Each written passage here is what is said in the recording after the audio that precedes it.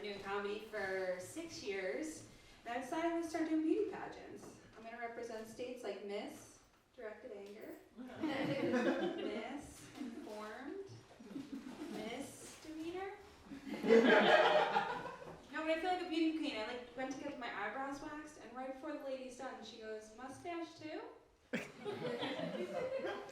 I love music, but I'm really short, so there's all these concerts I've been to, and I never saw the band. But what I do love seeing is you see hot chicks posing for creepy guys with nice cameras. It's like, oh honey, that's not going in a magazine.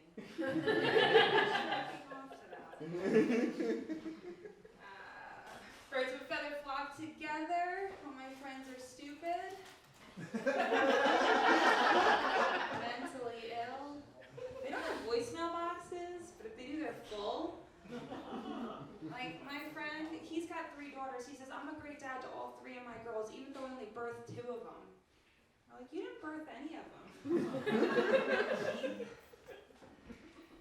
My friend, she got a DWI because she ran out of gas in her Prius. My friend, she complains about how awkward it was the time she had to shake the hand of a man with no thumb. Her hand just slid right up his arm.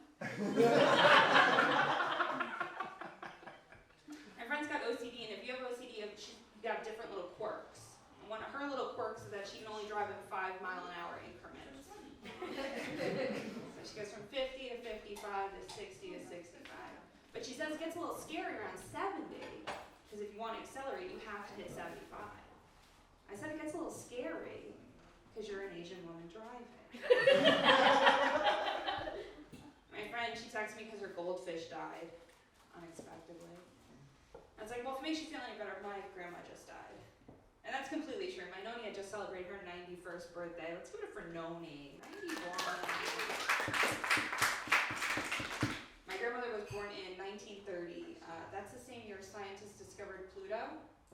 I don't know if you know anything about Pluto. I'll never forget 2006, they denounced Pluto. It's a planet. So my grandmother outlived a planet. And she was Irish, 100%. And she was hospitalized. Well, the Irish, they have no palate when it comes to art or food. So she was hospitalized one time for severe abdominal pain. And they're like, well, what have you eaten? She goes, a bag of marshmallows and a gallon of peanuts. And I'm like, "Miss, no wonder you're not feeling well. According to this chart, you're a circus elephant." And then she is Catholic, and so my aunts, when she passed away, they raided her house, like you do when a loved one passes. And she was Catholic, so there was like 1,000 sets of rosary beads at the house. So it was really nice. At the wake, my aunts put out a little basket of rosary beads. They encouraged everybody to take a set. So me and my cousins, we all took a set. We were wearing them around our necks, like we're gangsters in prison. And then as we're walking out, my sister's like, "That was a really nice wake. It felt like Mardi Gras in there." I would have loved it. I don't know how my grandma did it. My mom had 10 brothers and sisters. My mom was one of 10 growing up. Like, she ran away one time and no one even noticed. Just went back inside the house. Growing up, my sister, she named her fish Harry and the Hendersons after her favorite movie. It was One Fish. She went to get a car wash recently, and before you get the interior and the exterior wash, you take everything out of the car. So she gets the car washed, and she likes to use a little bit of Spanish, she knows. So she's tipping the guy. She says, "Muy sucio," which means very dirty. He's like, "Sí," which means yes. So she gets in her car, and she looks in the rearview mirror, and one of her thongs is in the back seat. It must have been, I know, somewhere in the car. She's mortified because she's shaking the guy's hand going, "Very dirty."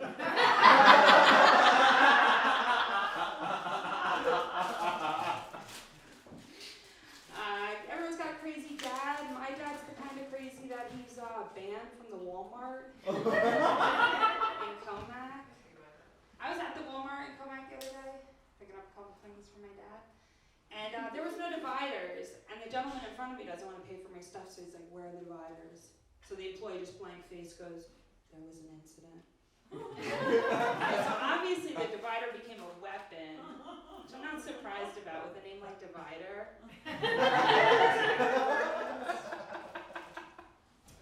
My dad, when he was a kid, he broke both of his arms at the same time, so he was confined to 2 casts and he would ride a bicycle around like that. My Nana was like, oh, I wish I had a photograph of it. But one of the arms healed faster than the other. So my granddaddy took my dad to the doctor to get one of the casts off. And then he brought him to school. And my dad was so pumped, he had all this extra mobility that he was running around school with his friends. He slid into a metal door frame, shattered his kneecap. Same day. So now my granddaddy picks him back up from school, brings him back to the doctor. Doctor is now going to put a cast on his leg. And he's explaining to my granddaddy, he's like, I think he has weak bones. My granddaddy's like, he doesn't have weak bones, he's a fucking idiot. This has nothing to do with the calcium deficiency. And then my dad had to take the short bus. He's like, yeah, because of my cast. I'm like, Dad, that wasn't because of your cast. Don't you remember they kept picking you up after you got the cast off? That's my biological father we're talking about, if anyone. But yeah, my dad, he's showing us around his bedroom because he painted the walls and he got new furniture. And he crouches down specifically to show us the pleather matted headboard. He's like, yeah, that's where you're slamming the bitch's head against the headboard. Thanks, Dad. Perfectly normal conversation. How's your adult daughter? Son-in-law, right? Yeah, so me and my dad were looking through pictures. He holds up a picture of me. I'm like 5 years old. I got my Easter dress and my Easter bunny. He's like, oh, honey, I love this picture of you. You can see my truck and my Impala in the back.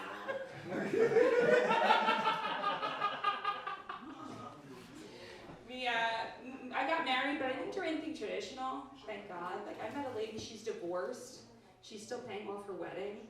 I mean, she was more invested in a party than her entire relationship. So I didn't do anything traditional. It was just me and my husband on the beach. I wore a wedding dress. He had a tux on. And then we had a photographer, for evidence. And I'm showing my dad pictures afterwards. And he's like, oh, honey, really? I didn't walk down the aisle. Looks like a long walk in the fucking sand. I went to see a psychic. The psychic tells me, you see problems before they happen. My husband's like, yeah, it's because you caused the problem. I have to see where they're coming from. I'm always accusing my husband of having a food fetish because he's always saying he's going to stick his dick in like cake or ice cream. You have a food fetish. He doesn't have a food fetish though. He just knows I'm a fat chick at heart. I eat the heck out of some sweets off his dick. But I love those gas station treats. We all have the same favorite. You go home tonight, maybe go to the gas station on the way home. You stop. Who's waiting for you when you go to the dessert aisle? It's little Debbie. She's always ready to go. She's not like Betty Crocker or Sarah Lee. These needs like appliances, oils, an egg. What do you get for little Debbie? It's like a sheer layer of trash. To meet your filthy desires. And Betty Crocker, Sarah Lee, you could dress these ladies up, that you could bring them to a family barbecue. Now let's bring little Debbie. Like a family gathering. And depending where you go, it's always different. Betty Crocker, Sarah Lee, you don't know how much these ladies are going to run you. But little Debbie, she's loyal. There's that price. Stamped right on her box. And I think they think that if they name them something overtly sexual, it'll taste better. Like the ring dings, the ho-hos, ding-dongs, Yankee Doodles, Sunny Doodles, Nutter Butters, Buddy Bars, Snowballs, Fruitcakes, Tag-along, Suzy Q's Vienna Fingers. And this list can go on all night, but we have other comics that gotta get up here. So I'm gonna leave you guys with this. Don't forget to laugh, have fun, hug your people, tell them you love them. Life's fucking short. Like recently, my basement flooded. Sucked. I spent the whole day unpaid bailing water out of the basement. And then that night, me and my husband were laying down to get intimate with one another. He says to me, I'm gonna make you as wet as our basement. And he wasn't even trying to be funny. That was just the wettest thing he could think of. May your cups be full and your